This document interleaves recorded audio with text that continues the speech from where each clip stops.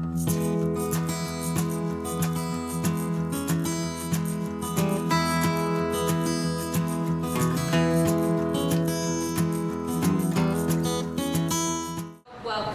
to this month's Nourish class. My name is Shanna Hutton. I am president of Positive Community Kitchen. This Nourish class is a collaboration between Whole Foods and Organ Cancer Foundation and Positive Community Kitchen, and the intent is to really integrate you into the cooking process and make you feel a little less intimidated in cooking healthy food here. So tonight we are actually going to talk about my trip to Tanzania. My husband and I just got back 2 days ago from hiking Kilimanjaro in order to celebrate his 40th birthday. And it is the tallest mountain in Africa. It climbs to about a little over 19,000 feet. And I was mystified by this mountain. I mean, it was just so beautiful. But the longer I stayed there, the more mystified and wondered I was in regards to the people and the culture. It was just an amazing experience. One of my favorite things to do when I travel is really immerse myself in the food. And the food is so much more than just the produce that grows there or the animals that live there. It's really allows you to understand the history and the culture and how people live. And so tonight, the recipes we're going to be making are actually inspired by our trip to Tanzania. And first, we're going to make their actual national dish, which is Ugali Maharage. And I apologize for the butchering of that Swahili name. I had no Swahili experience before this trip. But in loose translation, it means beans cooked in coconut milk and served over polenta. So ugali is actually cornmeal. It's a cornmeal dish. It's just corn that's dried and then made into a flour, similar to polenta or grits if you're from the south. And so it's really a meal or a kind of like a porridge that's made out of the cornmeal. And so in order to do that, because of time constraints, I'm not going to do it, but I'm going to tell you a little bit more on what I do in order to make my polenta.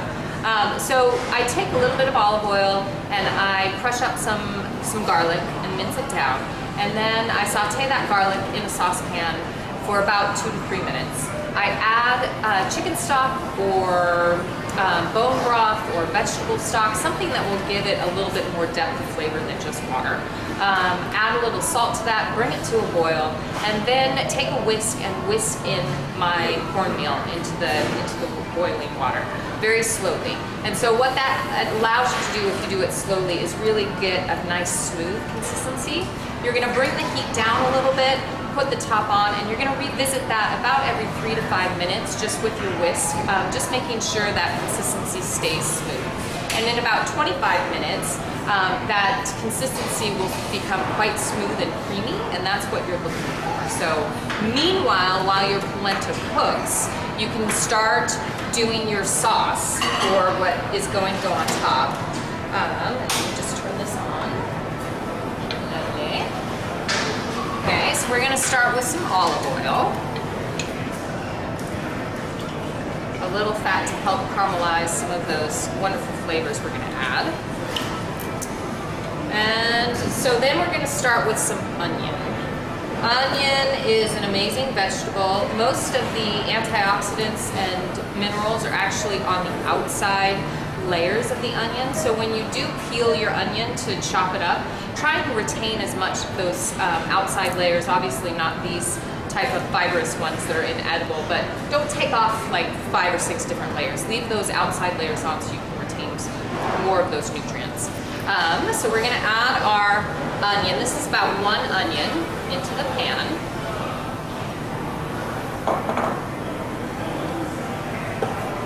And then we're just going to give it a whirl.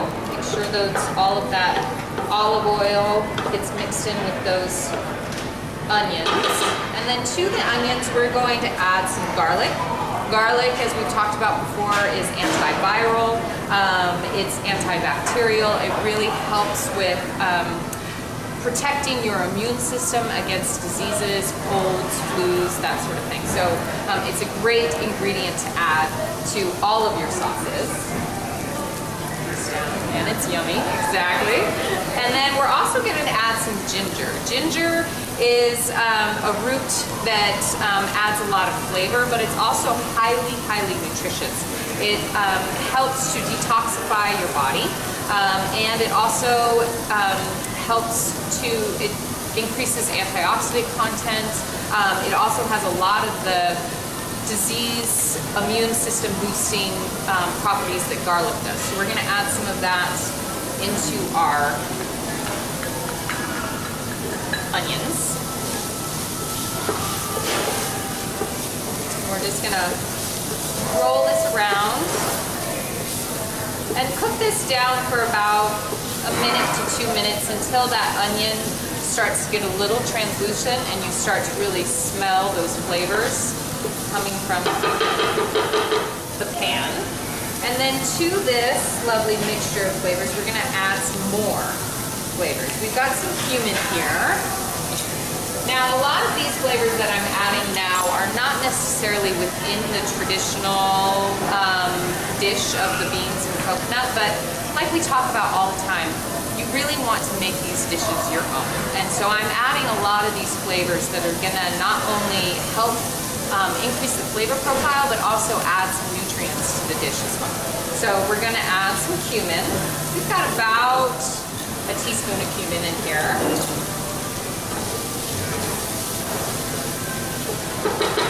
And then we're also going to add some coriander.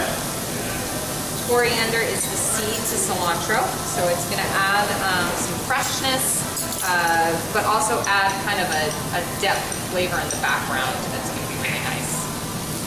So coriander, we're going to add some fennel seed. You can use whole fennel seeds or you can use ground fennel seeds. I've got some whole fennel seeds here just because it's what I have in my pantry.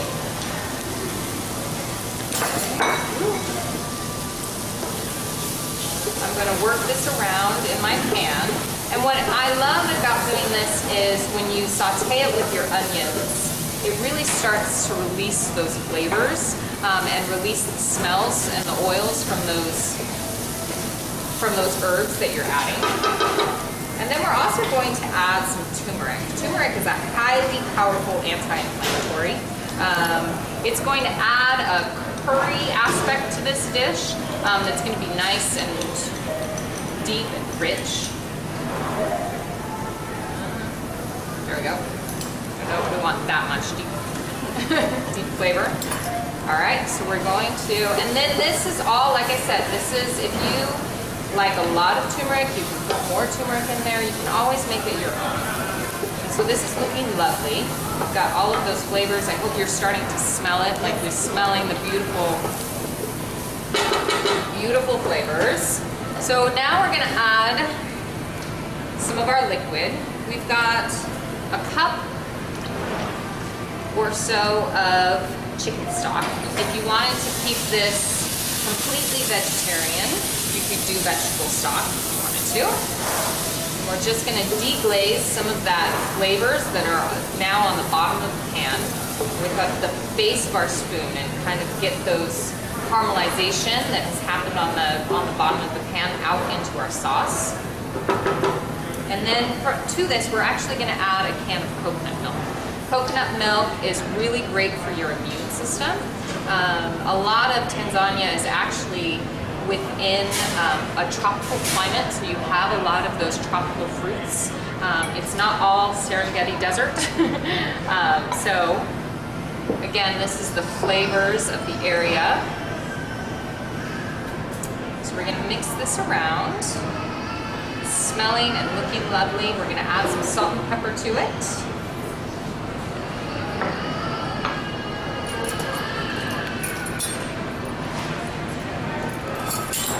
That salt is really going to help enhance those flavors.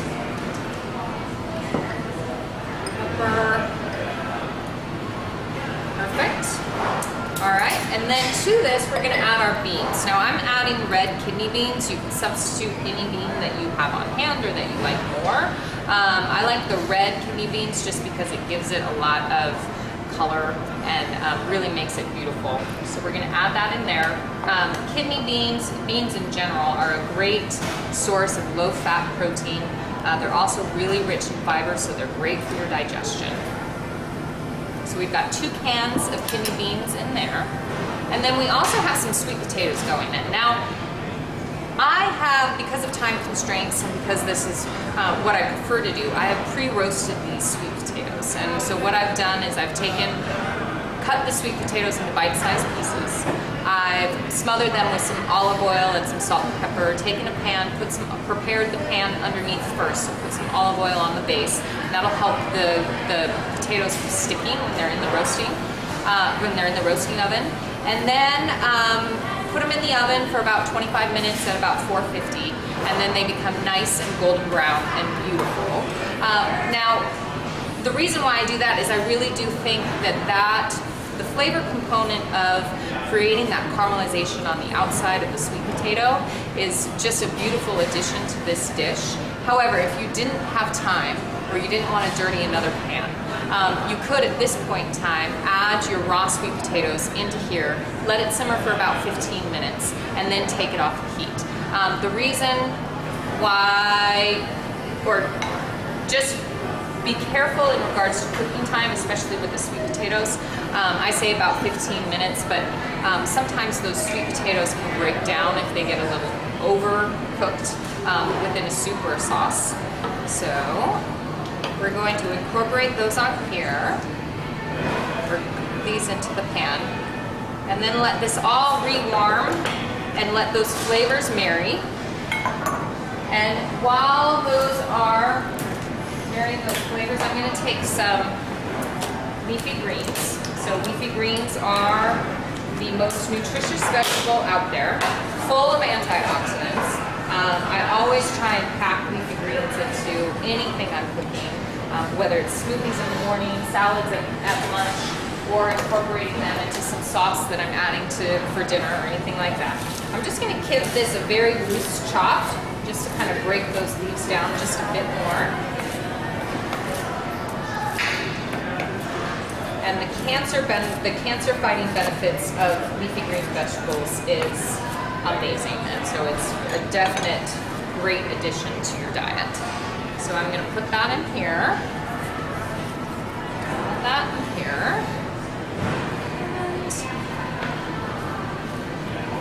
the colors in this dish are quite lovely, and the flavors.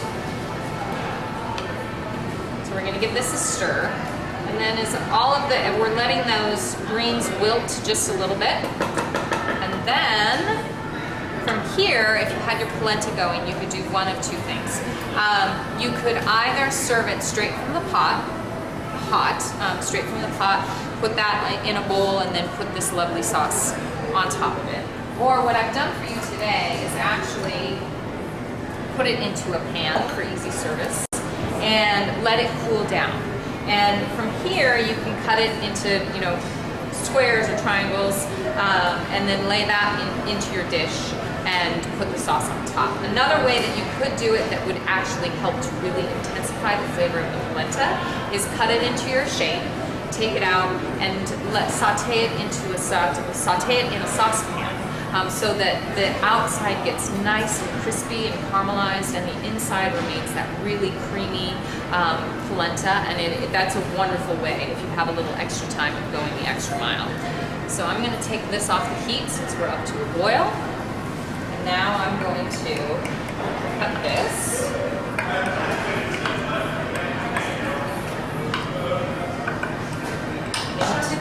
Would you talk a little bit about chicken broth or chicken stock versus bone broth? Sure, yeah. So the difference between chicken stock and bone broth. Chicken stock is usually simmered. The same, you would do a very similar style of, you would put the bones, the meat, any extra vegetables, onions, garlic, into a pot, let it simmer for about 4 hours, and that would get you a really nice, rich stock. Bone broth is actually extending that cooking time for about 24 to 48 hours. And what that does is it draws out the bone marrow that's within the bone, the collagen, and that collagen is what's actually super healthy for your digestive system in your gut and really increases the nutrient profile. So that's the reason why it is more beneficial than a lot of other chicken stocks, because it's put on and cooked, and that bone marrow and that collagen is drawn out of the bones. And so sometimes chicken stock can be a little bit congealed, but it's because of that collagen and that kind of gelatin that's within the broth that makes it that congealed. And so once you bring your bone broth up to temperature, then it'll go back down to being a completely liquid substance. So, yeah. Thank you for the question. Wonderful addition to garnish this is some fresh avocados that are just sliced, as well as some chopped cashews or peanuts. Just adds that extra crunch in there, but it's really quite delicious. All right, so This smells so good. incredible. Yeah. It really kind of does have a curry undertone to it. it does. It's not as upfront, but you can definitely increase that if you wanted to by increasing like the turmeric and increasing the cumin a little bit, and giving it a little bit more depth of flavor. And adding some curry powder too, if you're into that, would be definitely a great thing. And what I love about this specific recipe is it's very versatile in regards to what you add to it. So if you had a bunch of broccoli, throw that in. If you had some zucchini, throw that in. If you had, if you just had white potatoes, use white potatoes. So it's a good base, it's a good sauce that would transform with a lot of other different vegetables as well. So the next dish we're going to do is also inspired by our trip. It is a banana or a mango cashew crumble.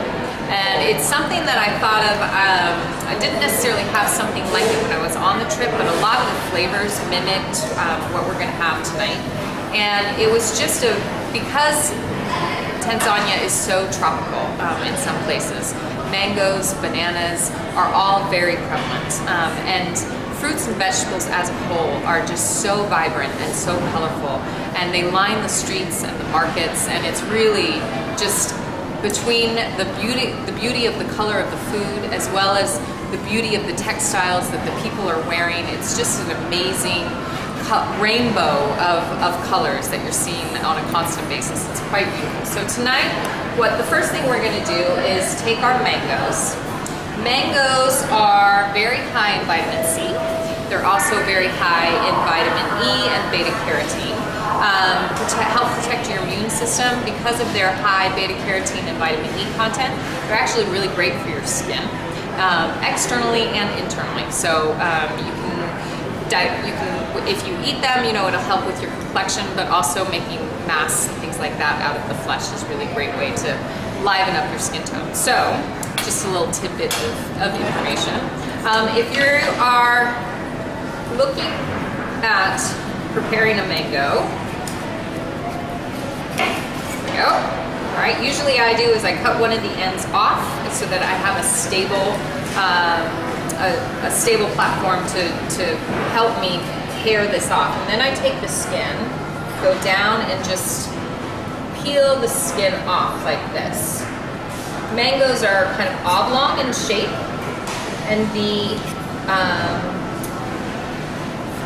the seed that is underneath actually mimics the shape of the flesh on the outside. So if you can tell that this seed is going to be going in this direction here. So the cheeks that you want to take off are on either side of that seed. So you would go cheek here, cheek there, if you were looking at trying to slice it up. So if you just follow that shape down, that cheek comes off very easily, and then you can slice it or dice it however you want. And so now I have my mangoes here. And to these mangoes, I'm going to add a little bit of orange juice. this orange juice. You could also use lemon juice, but the citrus flavor really highlights the freshness and the sweetness of the mangoes. So we're just gonna add a little bit of orange juice there. And then we're also gonna add just a little bit of sugar. This is about a 1/4 cup of turbinado sugar. We're gonna put that on. That's gonna also help intensify the sweetness. It is a dessert. So, and then mix this through.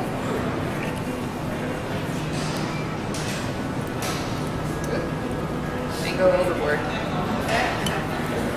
Okay, so then to make our topping, we're going to use about 3/4 cup of cashews.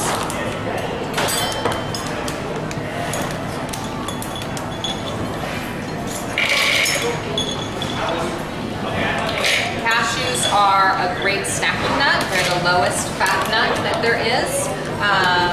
And 80% of the fat that are actually in the nut is heart-healthy fat. So they're a great addition to your diet if you're looking at increasing those omega-3s and your heart health. And so we're also going to add the same amount of banana chips.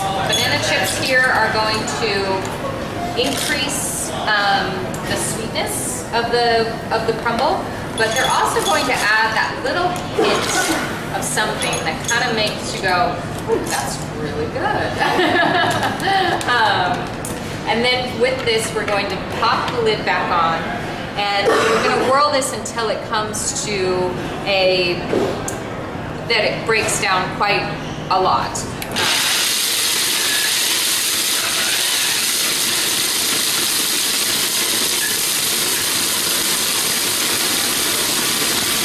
You want somewhat of a fine grain or powder. And then we're gonna add some more sugar to this. This is turbinado sugar too, so it's more natural sugar, less processed. We're gonna break that down as well.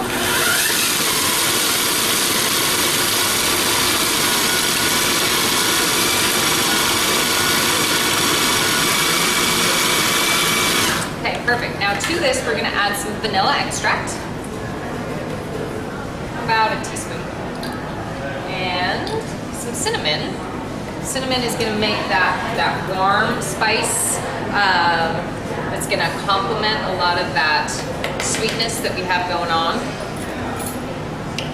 And then we're also going to add some butter. Now, if you wanted to make this completely vegan, you could use coconut oil. It would be a really easy 1-to-1 conversion. But tonight we're going to add butter. And I've kind of broken it down into, or cut it into little pieces so it's a little bit quicker to process through.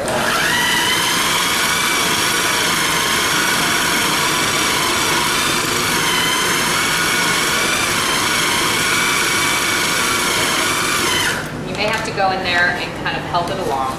What you're looking for here is a consistency very close to it's a very pasty consistency. So you want it all together.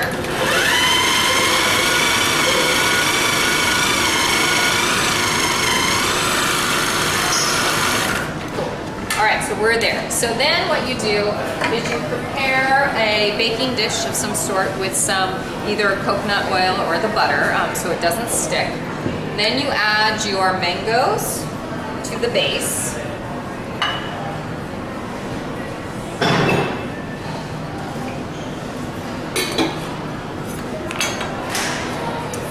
Then what you do is you take your cashew mixture that's in your food processor and you spread it around the top of those mangoes so that it looks very similar to a crumble. Just adding that sweetness and those flavors all around the top. And then what you do once you have the crumble topping all sorted on the top, is you put it into a 400-degree oven and bake it for about 25 to 30 minutes. And in the end, it will start to brown on the top, and you'll know that it will look crispy and a little bit brown. The main thing that will give you indication that it's done is your kitchen will smell out of this world.